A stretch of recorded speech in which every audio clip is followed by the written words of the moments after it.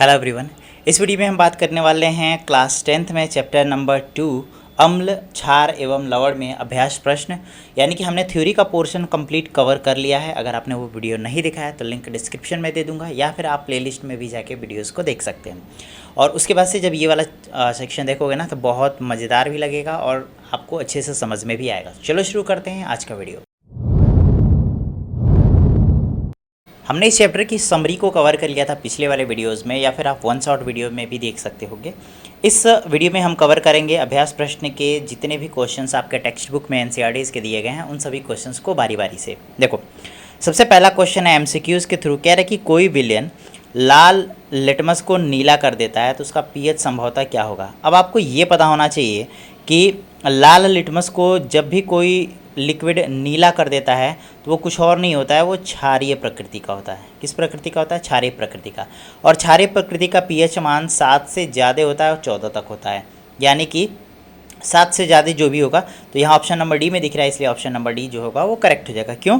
क्योंकि विलयन क्षारीय है और क्षारीय का पीएच मान 7 से अधिक होता है। क्लियर है? अब चलते हैं दूसरे क्वेश्चन पे। दूसरा क्वेश्चन है कि कोई विलयन अंडे के पिसे हुए कवच से अभिक्रिया करके एक गैस उत्पन्न करता है जो चूने के पानी को दूधिया कर देता है। इस विलयन का क्या होगा? अब आपको जो अंडा है, अंडे का छिलका है, उसके बारे में आपको थोड़ी सी चीज़ें पता होना चाहिए। देखो, इसके सामने ऑप्शन है NaCl, HCl, LiCl and KCl। यानी कि ये लिथियम क्लोराइड है, ये पोटेशियम क्लोराइड है, ये हाइड्रोजन क्लोराइड है और ये सोडियम क्लोराइड। अब आपको जो अंडे का कवच है ना, अगर HCl के साथ अगर इसकी अभिक्रिया कराओगे तो ये हो गया अम्ल। और जो अंडे का कवच होता है ये कैल्शियम कार्बोनेट का बना होता है, यानी कि कार्बोनेट जो होते हैं वो क्षारीय प्रकृति के होते हैं। तो ये हो गया क्षार। जब अम्ल और क्षार की अभिक्रिया करोगे खासकर कि कार्बोनेट के साथ, तो हमने बताया था कि CO2 गैस रिलीज होती है, जो कि हमने पिछले वीडियो में कवर किया था। तो जब अभिक्रिया होगी तो कौन सा गैस रिलीज होगा? CO2 गैस रिलीज होगा। ठीक है। और यही जो चूने के पानी है इसको क्या कर देता है? दूधिया बना देता है। ठीक है। तो कैल्शियम कार्बोनेट के साथ कौन रिएक्ट किया है? HCl रिएक्ट किया है, इसलिए ऑप्शन जो है वो HCl करेक्ट हो जाएगा। ठीक है। ये नमक है, अब ये भी एक तरीके से नमक ही हो गया, ये भी नमक हो गया, तो बचा कौन? ये हमारा एसिड। ठीक है। तो अम्ल, ये क्षार प्रकृति है तो उसके साथ कौन रिएक्ट करेगा? अम्ल रिएक्ट करेगा, इसलिए HCl जो है वो ऑप्शन करेक्ट है। अब चलते हैं आगे, चलते हैं अगला क्वेश्चन है क्वेश्चन नंबर 3। कह रहा है कि NaCl का 10 ml का विलयन और HCl के 8 ml का विलयन को पूर्णतः उदासीन हो जाता है। यानी कि अगर NaOH में 10 ml में उदासीन करना है तो HCl के 8 ml का विलयन आपको लगेगा उदासीन करने के लिए। फिर कह रहा है कि NaOH के अगर उसी विलयन को अगर 20 ml ले लें, यानी कि ये जो NaOH था अगर उसके अमाउंट को बढ़ा के हम 20 ml कर दें तो हमें कितना HCl लें कि उसकी मात्रा जो है वो उदासीन हो जाए। तो इसको हम लगाएंगे समानुपात विधि से। देखो, सबसे पहले हमने लिया है NaOH और इसके साथ मिलाया है HCl। ठीक है। अब समानुपात का बेसिकली मतलब होता है बराबर। ठीक है, आप यही समझो, समानुपात का मतलब होता है बराबर। अब ध्यान देना, हमने इसमें पहले क्षारीय विलयन रखा है, दूसरे में अम्लीय विलयन रखा है। तो दूसरा जो कंपोजिशन होगा उसमें भी पहले क्षारीय रखेंगे, बाद में अम्लीय रखेंगे। तो यहाँ भी हम पहले NaOH रखेंगे और बाद में जो है वो HCl रखेंगे। तो ये बाद वाले का ही पूछ रहा है, मान लेते हैं ये X अमाउंट है। ठीक है। और क्वेश्चन में जो पहला NaOH है 10 है और HCl जो है वो 8 है, तो यहाँ रख देते हैं 10 संबंधे 8। अब इसको हम बराबर में लिख देते हैं, बराबर NaOH के अमाउंट को 20 ml कर दिया इसने, तो 20 इंटू हम कर देते हैं X। अब एक चीज़ याद रख लो कि ये जो रेशियो यानी अनुपात है वो बटे में होता है, तो 10/8 हो गया इक्वल 20/X। देखो 0 से 0 कैंसिल हो गया। ठीक है, 0 से 0 कैंसिल हो गया। अब ये x को इधर लेके जाएंगे, 8 इधर जाएगा, तो 8 इधर जाएगा तो मल्टीप्लाई हो जाएगा, यानी x इक्वल टू 16 ml। यानी x की वैल्यू हो गई 16 ml, जो कि ऑप्शन डी में करेक्ट हो जाएगा। ठीक है। चलते हैं क्वेश्चन नंबर 4 पे। क्वेश्चन नंबर 4 कह रहा है कि अपच का उपचार करने के लिए निम्नलिखित में से कौन सी औषधि उपयोग में लाई जाती है या उपयोग होता है। तो ध्यान दीजिएगा, अपच जब भी हो जाता है तो आपकी जो पेट की प्रकृति होती है वो अम्लीय हो जाती है। तो अम्लीय को क्षार से करते हैं, मिल्क ऑफ मैग्नीशियम, और मिल्क ऑफ मैग्नीशियम का हमने एक और नाम बताया था एंटासिड। तो ऑप्शन सी करेक्ट हो जाएगा, एंटासिड। सो क्वेश्चन नंबर 5 है, निम्नलिखित अभिक्रिया के पहले शब्द समीकरण लिखिए और उसके बाद संतुलित समीकरण लिखिए। यानी कि पहले शब्द समीकरण बताना है, फिर संतुलित समीकरण बताना है। सो हमारे पास इसमें से पहला क्वेश्चन है, कह रहे कि तनु सल्फ्यूरिक अम्ल दानेदार जिंक के साथ अभिक्रिया। अब आपको पता होना चाहिए सल्फ्यूरिक अम्ल क्या है। सल्फ्यूरिक अम्ल को कहते हैं H2SO4 और उसके साथ जिंक को रिएक्शन कराने को कह रहा है। तो हमने बताया था जितने भी मेटल्स होते हैं जिंक अगर हम एसिड के साथ रिएक्ट कराओगे तो क्या बनेगा, हाइड्रोजन गैस बनेगा। तो ये आपको पता होना चाहिए कि जिंक को हम H2SO4 के साथ रिएक्ट कराएंगे तो हाइड्रोजन गैस रिलीज होगा और ये जिंक सल्फेट को डिस्प्लेस करके खुद जिंक सल्फेट बना देगा, जो कि हमने विस्थापन अभिक्रिया में बताया था, डिस्प्लेसमेंट रिएक्शन में बताया था। तो ये हो गया आपका रासायनिक समीकरण, संतुलित समीकरण। शब्द समीकरण कैसे होगा, तो जिंक को आप लिख दो हिंदी में जिंक, सल्फ्यूरिक अम्ल को लिख दो सल्फ्यूरिक अम्ल। अब क्या बन गया, जिंक सल्फेट बन गया, तो हमने हिंदी में लिख दिया जिंक सल्फेट और हाइड्रोजन गैस बना तो हाइड्रोजन गैस। ये हो गया हमारा शब्द समीकरण। अब चलते हैं दूसरा क्वेश्चन जो है, दूसरा पार्ट इसका है, कह रहे कि तनु हाइड्रोक्लोरिक अम्ल यानी कि HCl, इसको मैग्नीशियम पट्टी यानी कि Mg के साथ अभिक्रिया कराने पे क्या होगा। तो ये भी मेटल्स है, HCl है, तो क्या बनेगा, हाइड्रोजन गैस रिलीज होगी। तो आपको ये चीज़ें याद होनी चाहिए। अब देखो मैग्नीशियम को हाइड्रोक्लोरिक अम्ल के साथ रिएक्ट किया तो क्या होगा, मैग्नीशियम जो है HCl के Cl को डिस्प्लेस करके MgCl बना लेगा, तो ये बन जाएगा मैग्नीशियम क्लोराइड और लास्ट में होगा हाइड्रोजन गैस यानी कि हाइड्रोजन गैस। ये हो गया शब्द समीकरण। इसको संतुलित समीकरण में करोगे तो Mg को HCl के साथ रिएक्ट कराए, अब ये MgCl के साथ रिएक्ट करा के बना लेगा MgCl। अब चूंकि इस पर 2 वैलेंसी होती है तो ये 2 Cl के पास आ जाएगा, तो ये हो जाएगा MgCl2 और यहाँ 2 हाइड्रोजन है तो इसलिए H2 गैस रिलीज हो गई। क्लियर है। अगला क्वेश्चन है कि तनु सल्फ्यूरिक अम्ल को एल्यूमिनियम चूर्ण के साथ अभिक्रिया कराएंगे तो क्या होगा। सल्फ्यूरिक अम्ल आपको पता होना चाहिए H2SO4 को कहते हैं, एल्यूमिनियम को यानी कि Al कहते हैं। अब इनको रिएक्ट कराएंगे तो एल्यूमिनियम सल्फ्यूरिक अम्ल के साथ रिएक्ट करा के एल्यूमिनियम सल्फेट बनाएगा, एल्यूमिनियम सल्फेट, और बाद में चूंकि ये भी मेटल है क्या बनेगा, हाइड्रोजन गैस रिलीज होगी। तो हमने हाइड्रोजन गैस यहाँ पे रिलीज करा दिया। अगर इसको रिएक्शन के रूप में लिखोगे तो एल्यूमिनियम को Al से रिप्रेजेंट करते हैं, सल्फ्यूरिक अम्ल को H2SO4 से रिएक्ट कराते हैं। सेम काम यहाँ एल्यूमिनियम सल्फेट को डिस्प्लेस करा के AlCl3 बना लेगा। सॉरी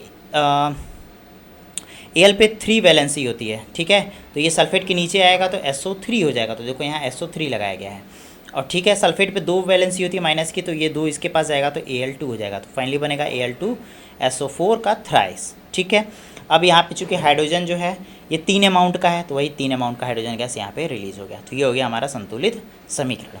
अगला है, कह रहा है कि तनु हाइड्रोक्लोरिक अम्ल को लोहे की रेत के साथ अभिक्रिया करेंगे तो क्या होगा। यहाँ भी लोहा है और यहाँ हाइड्रोक्लोरिक अम्ल है, अम्ल को मेटल के साथ रिएक्ट कराओगे तो क्या बनेगा, हाइड्रोजन गैस बनेगा। तो हमने लिख दिया लोहा, यहाँ रख दिया हाइड्रोक्लोरिक अम्ल, बना दिया लौह क्लोराइड यानी कि फेरस क्लोराइड या फिर आयरन क्लोराइड भी कह सकते हैं इसको, या फिर हाइड्रोजन गैस रिलीज हुआ। तो लोहा को हम Fe से रिप्रेजेंट करते हैं, हाइड्रोक्लोरिक अम्ल को HCl से रिप्रेजेंट करते हैं, दोनों को रिएक्ट करा दिया, बना दिया FeCl2, साथ ही साथ हाइड्रोजन गैस रिलीज हुआ। देखो याद कैसे होगा, प्रैक्टिस से, जितना ज़्यादा प्रैक्टिस करोगे। और कैसे बैलेंस हम रिएक्शन को करते हैं ये हमने पहले सिखाया था, उस वीडियोस को देख लो और इसी क्वेश्चन पे प्रैक्टिस कर लो, आसानी से आपको ये चैप्टर सॉल्व हो जाएगा। चलो अगला क्वेश्चन है क्वेश्चन नंबर 6। क्वेश्चन को यहाँ पढ़ते हैं, सॉल्व हम नीचे करेंगे। कह रहे हैं कि अल्कोहल एवं ग्लूकोज जैसे यौगिकों में भी हाइड्रोजन होते हैं। बिल्कुल होते हैं भाई, लेकिन इनका वर्गीकरण अम्ल की तरह नहीं होता है, एक क्रियाकलाप द्वारा इसे साबित करिए। अब देखो हमने बताया था कि जिसमें भी हाइड्रोजन है अगर वो अम्ल नहीं है तो उसके पीछे एक ही कारण है कि वो उनका जो जलीय विलयन है वो हाइड्रोजन आयन डिस्प्लेस नहीं करेगा, क्योंकि हाइड्रोजन आयन जब भी उसके विलयन में अगर नहीं होगा तो वो नीले लिटमस को लाल कभी कर ही नहीं पाएगा। यही कारण है कि वो अम्लीय प्रकृति शो नहीं होता है। अब इसी को कह रहा है कि क्रियाकलाप के थ्रू साबित करो, तो उसके लिए हमने यहाँ पे लाया है सिद्ध करने के लिए कि अल्कोहल और ग्लूकोज के पास हाइड्रोजन तो है बट वो अम्ल नहीं है। प्रयोग के लिए क्या क्या सामग्री चाहिए, तो सबसे पहले आपको ग्लूकोज चाहिए, अल्कोहल चाहिए, बीकर चाहिए, फिर नीला या फिर लाल लिटमस पेपर चाहिए, पानी चाहिए और ड्रॉपर चाहिए। ठीक है, इसमें सबसे पहले क्या करना है कि बीकर ले लेना है, इसमें ग्लूकोज को घोल लेना है पानी के साथ। ठीक है, घोल तैयार हो गया। दूसरे में अल्कोहल यानी कि अल्कोहल की जगह एथेनॉल ले सकते हो आप, इसको भी पानी के साथ घोल के रख लो। अब इन दोनों को बारी बारी से लिटमस पेपर पे चेक करना है ड्रॉप डाल के। अब आपको पता है नीला लिटमस लाल करेगा अम्ल, ठीक है, तो इस प्रक्रिया में नीला जो लिटमस है वो लाल में कन्वर्ट नहीं हो पाता, यानी कि ये दोनों जो इसका जलीय विलयन है ग्लूकोज और अल्कोहल का, ये हमारा अम्लीय प्रकृति नहीं है, भले से इसके पास हाइड्रोजन है। ठीक है, तो वही निष्कर्ष निकला। अब देखो यहाँ लिखा भी है, दोनों घोल लिटमस पेपर का रंग नहीं बदलता है, इससे सिद्ध होता है कि ग्लूकोज अल्कोहल अम्लीय नहीं है। ठीक है, अम्लीय पदार्थ नीले लिटमस पेपर को लाल कर देता है, चूँकि ये रंग ही नहीं बदल पाया तो नीला लाल कैसे हुआ, इसलिए ये क्षारीय प्रकृति का हो गया। ठीक है, क्रियाकलाप से सिद्ध हुआ कि ग्लूकोज और अल्कोहल में हाइड्रोजन तो है लेकिन वो अम्ल की तरह व्यवहार नहीं करते हैं। तो ये छठे का आंसर हो जाएगा। चलते हैं 7वें क्वेश्चन पे। सातवां क्वेश्चन है कि आश्रित जल विद्युत का चालक क्यों नहीं होता जबकि वर्षा का जल होता है। सिंपल सा आंसर है भाई, विद्युत प्रवाहित होने के लिए आयंस का होना जरूरी है, और जब विलयन में आयंस होंगे यानी कि हाइड्रोजन आयन होगा तभी तो जल प्रवाहित होगा, बिजली प्रवाहित होगा। तो जब आश्रित जल होता है, जब इसको हम जल में घोलते हैं तो ये सिंपली आयंस नहीं बनाते हैं। आयंस न बनाने के कारण इसमें विद्युत भेजने पे विद्युत धारा प्रवाहित नहीं होती है। लेकिन जो वर्षा का जल होता है वो हल्का सा अम्लीय प्रकृति का होता है, और आपको पता है कि अम्लीय विलयन जब जल में घोलते हैं तो H+ आयन देते हैं, तो वहाँ आयंस मिला ना, जैसे ही आयन मिलेगा तो इसमें बिजली प्रवाहित करोगे तो एक जगह से दूसरी जगह प्रवाहित हो जाएगा, यानी कि ये विद्युत का चालक होता है। ठीक है, तो आसुत जल विद्युत का चालक नहीं होता क्योंकि आयंस नहीं बनाता, जबकि वर्षा का जल होता है क्योंकि ये आयंस बनाता है। ठीक है, चलो चलते हैं क्वेश्चन नंबर 8 पे। कह रहा है कि जल की अनुपस्थिति में अम्ल का व्यवहार अम्लीय क्यों नहीं होता। जल की अनुपस्थिति में अम्ल का व्यवहार अम्लीय क्यों नहीं होता। सिंपल सा आंसर है कि अगर जल अनुपस्थित है और अम्ल को घोलोगे तो जल ही नहीं है तो H+ आयन कैसे होगा, होगा ही नहीं, और H+ आयंस उपस्थिति ही बताता है कि कोई चीज़ अम्ल है कि क्षार है। तो जब आयंस ही नहीं है तो अम्लीय प्रकृति शो ही नहीं होगा, इसलिए वो अम्ल होते हुए भी अम्ल का व्यवहार नहीं करता है। उसका आंसर यहाँ पे मैंने लिख दिया है। क्लियर है, इसका pH मान 7 के आसपास ही होगा। चलो चलते हैं नेक्स्ट क्वेश्चन पे। क्वेश्चन नंबर 9 कह रहा है कि 5 विलयनों ABCDE जब सार्वत्रिक सूचक यानी कि इंडिकेटर्स जो अम्ल और क्षार को इंडिकेट करते हैं, इसका pH क्रमशः यानी कि सूचक में जब हम इंडिकेटर्स पे इसको चेक किए तो इसका pH क्रमशः A का हुआ है 4, B का हुआ है 2, C का हुआ है 11 और D का हुआ है 7 और E का हुआ है 9। ये क्रमशः उसके pH वैल्यू है। अब कह रहा है बता दो जो हमने पहला लिया है उदासीन है तो कौन सा विलयन होगा। तो उदासीन के लिए pH मान कितना चाहिए, 7 चाहिए। 7 किसका है तो 7 देखो ये D वाले का है, तो उदासीन में हो जाएगा D जिसकी pH मान क्या हो गया 7। क्लियर है। प्रबल क्षारीय, प्रबल क्षारीय मतलब 7 से बहुत नीचे 0 के आसपास, तभी क्षारीय है ना, तो क्षारीय कहने का मतलब है 14 के आसपास। 14 के आसपास कौन है, 11 है। 11वें का मतलब है C, यानी कि विलयन C जो है वो हमारा प्रबल क्षारीय होगा। प्रबल अम्लीय यानी कि 0 के आसपास, 0 के आसपास आपको देखो 1 मिलेगा, 1 यानी कि B में है, तो B जो है वो प्रबल अम्लीय होगा। B जो है प्रबल अम्लीय होगा जिसका pH मान 1 है। ठीक है, फिर कह रहा है कि दुर्बल अम्ल, दुर्बल अम्ल यानी कि pH मान 7 के आसपास होगा, 6 या 7 के आसपास में होगा। वो कौन सा है तो आपको यहाँ साफ दिख रहा होगा 4 है, तो जो आपका दुर्बल अम्ल है वो हो जाएगा A जिसका pH मान 4 है। ठीक है, दुर्बल क्षारीय यानी कि 7 के आसपास ही pH मान होगा, तो आपको यहाँ पे 9 दिख रहा है, 9 किसका है, E का है, तो यहाँ लिख देंगे E, इसका pH मान कितना है, 9 है। क्लियर है। उदासीन के लिए हमने 7 बताया था, इसका अम्ल है विलयन है D। प्रबल क्षारीय के लिए हमने 11 बताया था और ये विलयन जो है वो आपका C था। ठीक है, तो इन सभी का आंसर यहाँ हो गया, जिसको मैंने यहाँ पे वापस बता दिया। आप स्क्रीनशॉट ले लो, इसका आंसर इजीली लिख सकते हो। क्लियर है, आगे चलते हैं। आगे कह रहे हैं कि परखनली A एवं B में समान लंबाई की मैग्नीशियम पट्टी ले लिया है। ठीक है, 2 परखनली है, उसमें मैग्नीशियम पट्टी रखा है, समान लंबाई का रखा है। परखनली A में हाइड्रोक्लोरिक अम्ल डाला, यानी इसमें हमने डाला HCl और इस वाले में डाला CH3COOH, जिसको हम एसिटिक एसिड कहते हैं। दोनों अम्ल की मात्राएं सांद्रताएं समान हैं, परखनली में अधिक तेजी से बुदबुदाहट होगी तथा क्यों। कह रहा है कि HCl डाला और CH3COOH एसिटिक एसिड डाला, किस परखनली में ज़्यादा बुदबुदाहट होगी, क्यों। जाहिर सी बात है जो ज़्यादा प्रबल अम्ल होगा उसमें बुदबुदाहट ज़्यादा होगी, और जो कम प्रबल अम्ल होगा उसमें बुदबुदाहट कम होगी। अब आपको ये पता होना चाहिए, हमने रिएक्टिव सीरीज़ में बताया था कि HCl जो है वो प्रबल अम्ल है और एसिटिक एसिड दुर्बल अम्ल है, तो जिसमें प्रबल अम्ल डालेंगे उसी में बुदबुदाहट ज़्यादा होगी। तो पहले वाले परखनली में यानी परखनली A में HCl जिसमें डाला गया है उसमें बुदबुदाहट ज़्यादा होगी। उसी का आंसर नीचे लिखा है। हाइड्रोक्लोरिक अम्ल HCl एक प्रबल अम्ल है, जबकि एसिटिक अम्ल एक दुर्बल अम्ल है। तो प्रबल अम्ल आयन ज़्यादा उत्पन्न करेगा, इसलिए तेज़ी से अभिक्रिया होती है, तो बुदबुदाहट भी ज़्यादा होगा। तो परखनली A में बुदबुदाहट ज़्यादा होगा। ठीक है, आंसर यहाँ पे स्क्रीनशॉट लेके आंसर लिख लो। क्वेश्चन नंबर 11 कह रहा है कि ताज़े दूध के pH मान 6 होता है, दही बन जाए तो इसका pH मान में क्या परिवर्तन होगा, उत्तर समझाइए। अब देखो, जो ताज़ा दूध होता है इसका मैंने पहले भी बताया था कि pH मान 6 होता है, ये आपको याद रखना है। थोड़ा अम्लीय होता है, थोड़ा सा अम्लीय होता है, क्योंकि 7 से नीचे आएंगे तो क्या होगा, थोड़ा सा अम्लीय होगा। दूध दही में परिवर्तित होता है तो इसमें उपस्थित जो लैक्टिक एसिड है, ध्यान देना है, दूध में क्या होता है, लैक्टिक एसिड होता है। इसमें उपस्थित लैक्टिक एसिड जो है उसकी मात्रा अचानक से बढ़ जाती है, जब किस में बदलता है, दही में बदलता है। तो पीएच और घट के लगभग 4 से 5 हो जाता है। ठीक है, यानी पहले जो 6 था अब कितना हो गया, 4 से 5 हो गया। अब 4 से 5 होने का मतलब जो पहले थोड़ा सा जो अम्लीय प्रकृति शो होता था, अब उसका पीएच मान क्या हो गया है, उसका पीएच मान बढ़ गया है। तो बढ़ने के वजह से पीएच मान घट गया है, घटने की वजह से उसकी अम्लीय प्रकृति कैसी हो गई है, बढ़ गई है, तो ज़्यादा अम्लीय हो गया है। क्लियर है? तो ये चीज़ें आपको इसका आंसर मिल जाएगा, स्क्रीनशॉट लेके इसका भी आप आंसर लिख सकते हो। चलो क्वेश्चन नंबर 12 और आई थिंक 13, 14, 15, अच्छा 15 तक क्वेश्चन है। क्वेश्चन नंबर 12 देख लेते हैं। कह रहा है कि एक ग्वाला ताज़े दूध में थोड़ा सा बेकिंग सोडा मिलाता है। ध्यान देना, दूध में बेकिंग सोडा मिला रहा है। ठीक है, ताज़ा दूध का पीएच मान 6 से बदलकर थोड़ा क्षारीय बना, क्यों बना? फिर कह रहा है कि दूध को दही बनने में अधिक समय लगा, क्यों लगा? अब ध्यान दो, इसका आंसर मैं पहले बताता हूँ। कह रहा है कि जो ताज़ा दूध है उसका पीएच मान आपको पता है पहले से 6 होता है, और जो बेकिंग सोडा होता है, बेकिंग सोडा की प्रकृति कैसी होती है, ये प्रकृति होती है क्षारीय। यहाँ मैं लिख देता हूँ, ये प्रकृति होती है क्षारीय।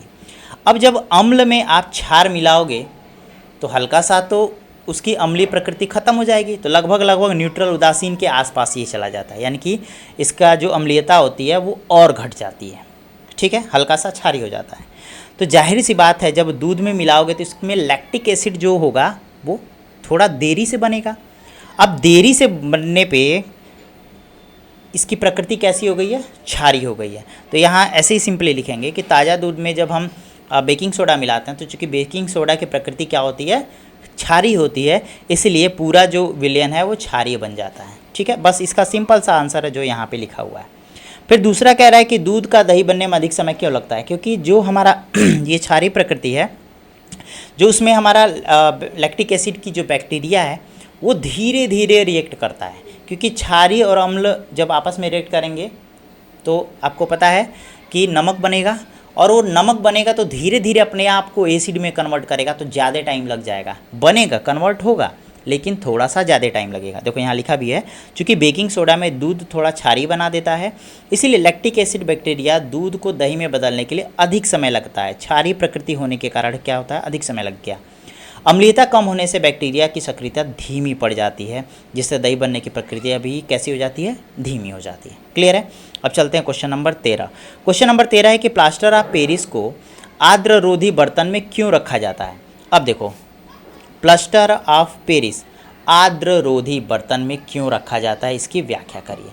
अब देखो, प्लास्टर ऑफ पेरिस का आपको फार्मूला याद होना चाहिए, कैल्शियम सल्फेट तो होता है, लेकिन हाफ अमाउंट में H2O लेना पड़ता है यहाँ पे। ठीक है, ये जल के प्रति बहुत ज़्यादा संवेदनशील होता है। जैसे ही जल में मिलेगा, क्योंकि ये आधा H2O है ना, जैसे मिलेगा अपने आप को कंप्लीट कर लेगा, तो कंप्लीट में करके ये जिप्सम में वापस से कन्वर्ट हो जाएगा। क्योंकि हमने बताया था जब हाफ H2O होता है तो वही कैल्शियम सल्फेट आपका प्लास्टर ऑफ पेरिस कहलाता है, लेकिन जैसे ही ये अमाउंट 2 हो जाता है H2O का, इसको क्या कहते हैं, इसको हम जिप्सम कहना शुरू कर देते हैं।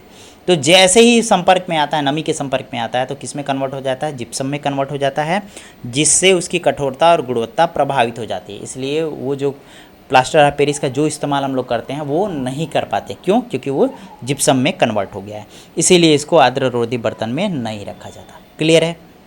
आगे चलते हैं। कह रहा है कि उदासीनीकरण अभिक्रिया क्या है, 2 उदाहरण लिखिए। तो उदासीनीकरण आपको पता है ना, अम्ल क्षार को मिलाओगे तो उदासीनीकरण हो जाएगा। सिंपल सी बातें आपको याद रखनी है। तो उदासीनीकरण का सबसे अच्छा एग्जाम्पल तो HCl और NaOH होता है। इसको बस रिएक्ट कराओ तो इसका हाइड्रोजन इसके OH के साथ H2O बना लेगा, और इसका सोडियम इसके Cl के साथ NaCl बना लेगा। क्लियर है? ये हो गया पहला उदासीनीकरण अभिक्रिया। फिर हमने